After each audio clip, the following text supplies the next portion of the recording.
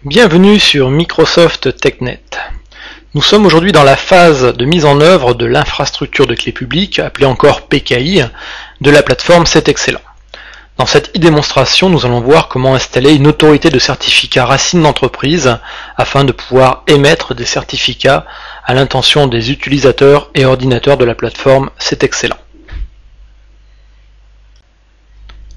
Notre plateforme serveur est composée de 3 machines, DC1-siège et DC2-siège qui sont tous les deux des contrôleurs de domaine Active Directory.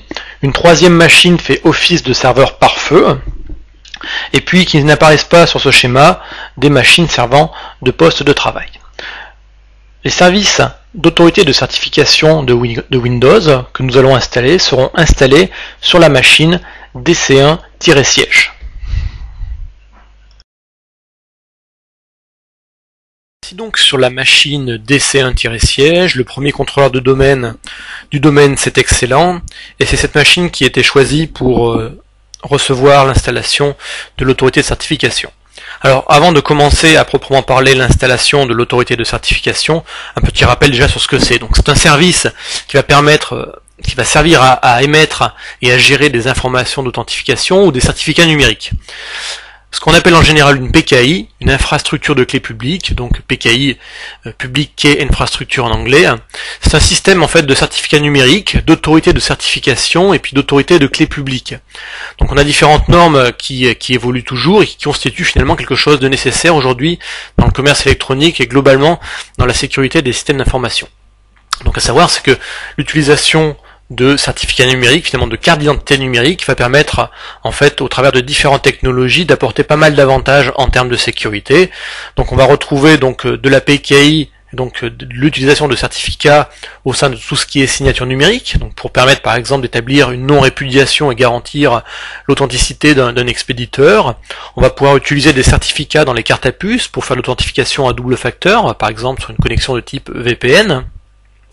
On va pouvoir utiliser les certificats dans le courrier électronique sécurisé pour faire utiliser des services tels que SMIME. Donc SMIME, ça permet en fait de chiffrer et donc de garantir la confidentialité des communications. Ça permet également de gérer l'intégrité des données et puis toujours la non-répudiation. On va pouvoir également, avec une PKI, signer des codes logiciels, donc des fonctions de programme, grâce à la technologie Authenticode.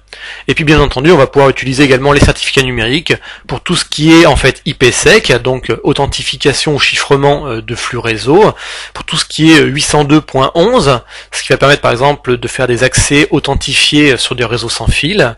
Ça va être également utiliser les certificats numériques pour tout ce qui est cryptage des systèmes de fichiers, et encore des choses un petit peu plus communes qui sont les communications web sécurisées, utilisant donc HTTPS, le tout basé sur des communications derrière ou des protocoles de type SSL ou encore TLS.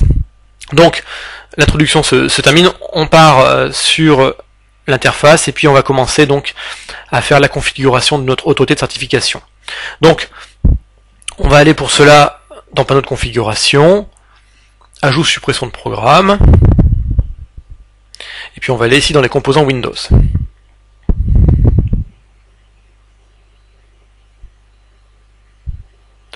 Donc ce qu'on va faire, c'est qu'on va donc sélectionner les composants de type serveur de certificat, et puis on installera également la partie web 2IS, car les services de certificat sous Windows 2003 disposent également d'une interface de type web, et donc on a besoin d'un serveur web derrière pour pouvoir y accéder. Donc on va descendre ici sur service de certificat, donc voilà, je le sélectionne. Donc là, un message d'avertissement me dit qu'une fois qu'on installe une autorité de certification sur une machine, cette machine ne pourra plus jamais changer de nom. Donc là, notre contrôleur de domaine restera et demeurera dc1-siège.cetexcellent.local.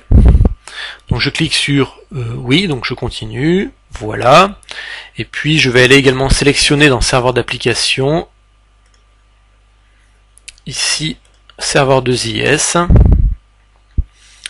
Normalement, je n'ai rien besoin de rajouter d'autre. Donc on a le service World Wide Web. On peut aller voir sur le détail. Et normalement, ce qui est ici devrait suffire. Je clique sur OK, voilà. les pages ASP, on va juste vérifier quand même que les pages ASP sont bien gérées par le service. Voilà, on va le sélectionner, je ne l'avais pas mis. On clique sur OK, donc voilà, on a sélectionné l'installation du serveur web de ZS6 et puis l'installation service de certificat. Donc on clique sur suivant. Donc ici on a un premier choix qui est assez déterminant pour le reste finalement de notre infrastructure. On est dans le cadre de la plateforme Site Excellent dans une petite structure. Donc de cette petite structure, on va pas faire plusieurs niveaux d'autorité de certification. Donc déjà, première chose, c'est qu'on va avoir une autorité de certification de type racine parce qu'on a un seul niveau de serveur qui va émettre des certificats. Donc il nous reste maintenant le choix entre dire est-ce que c'est une autorité autonome ou d'entreprise. Donc si on utilise une autorité racine autonome, à ce moment-là, finalement, on ne dispose pas de tous les mécanismes qui sont apportés par l'Active Directory qui vont permettre en fait de diffuser les certificats au sein des machines et des postes qui sont dans le domaine Windows 2003.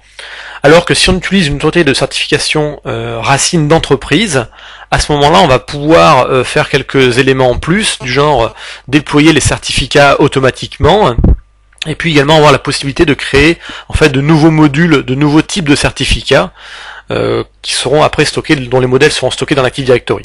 Donc on va choisir ici autorité racine d'entreprise. On va sélectionner ici utiliser des paramètres personnalisés pour générer la paire de clés et le certificat de l'autorité de certification, c'est-à-dire celui de cette machine-là. Donc on va aller voir un petit peu plus dans le détail. Je clique sur suivant. Donc ici, on propose différents types de fournisseurs de services cryptographiques. Donc je vais garder volontairement le service de base, Microsoft Strong Cryptographic Provider. On va prendre un algorithme de hash de type SHA-1, ce qui est beaucoup plus intéressant qu'un algorithme de hash de type MD4 ou MD5. Par contre, ici, je vais venir changer la clé, et je vais mettre une clé à 4096 bits. Je clique sur suivant. Je vais donner ici un nom commun en fait à mon autorité de certification. Donc je vais l'appeler tout simplement C'est excellent CA. CA, abréviation de Certificate Authority, je prends un nom anglais. Et puis ici je peux choisir en fait la durée et la période de validité en fait du certificat de cette autorité de certification.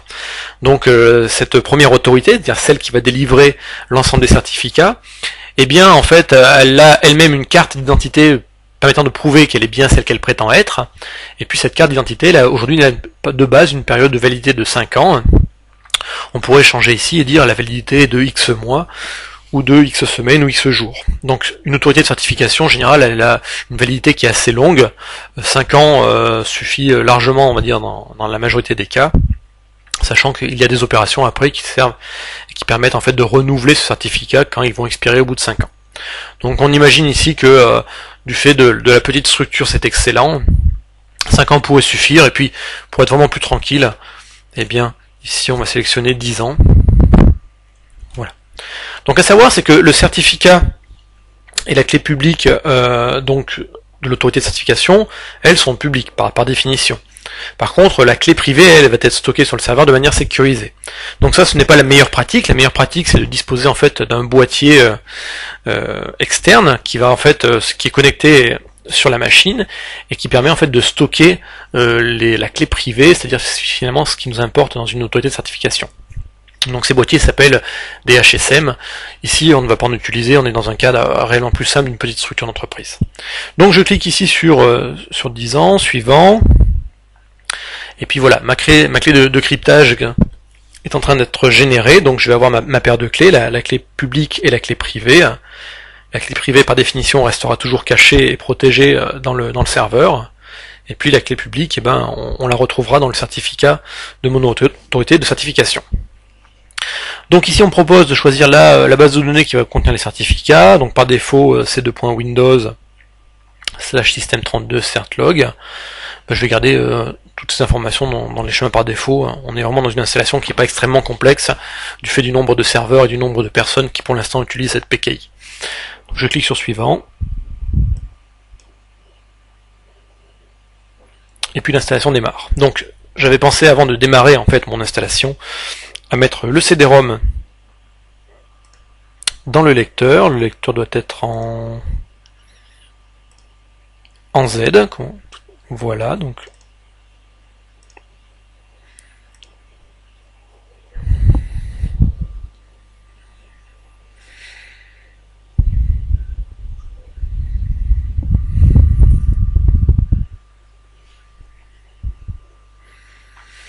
une fois que cette autorité, alors voilà, il me redemande encore Z.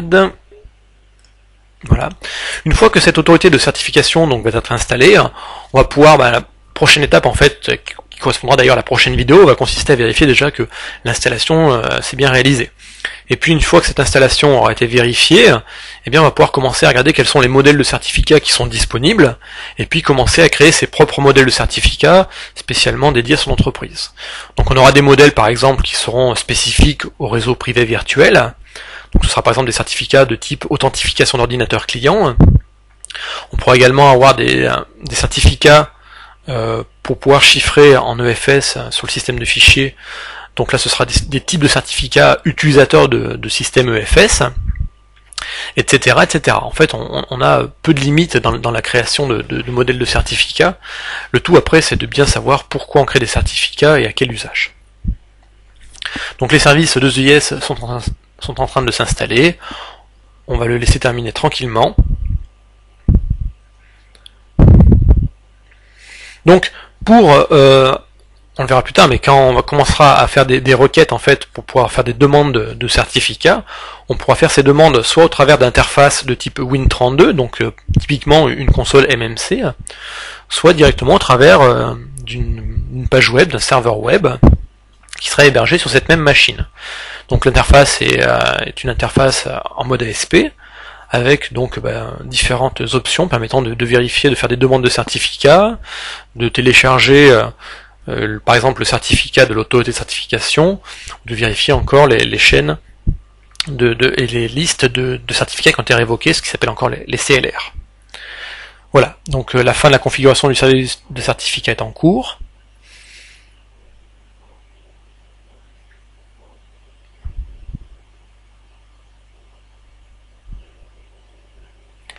Bien entendu, qui dit certificat et autorité de certification dit derrière quand même une protection des informations. Donc attention, votre serveur, toujours on ne le laisse pas avec un accès physique pour tout le monde, car s'il était compromise, l'intégrité en fait des certificats émis déjà serait également compromis.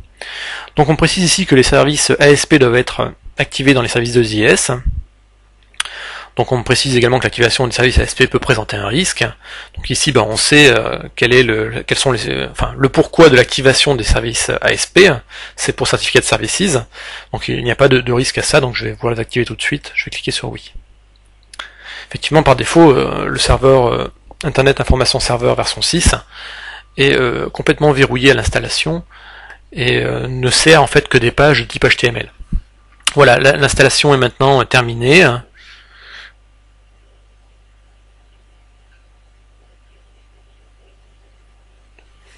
Cette démo donc se termine, et puis on va faire la prochaine opération dans la prochaine démonstration qui va consister en fait à vérifier que cette autorité de certification s'est bien installée.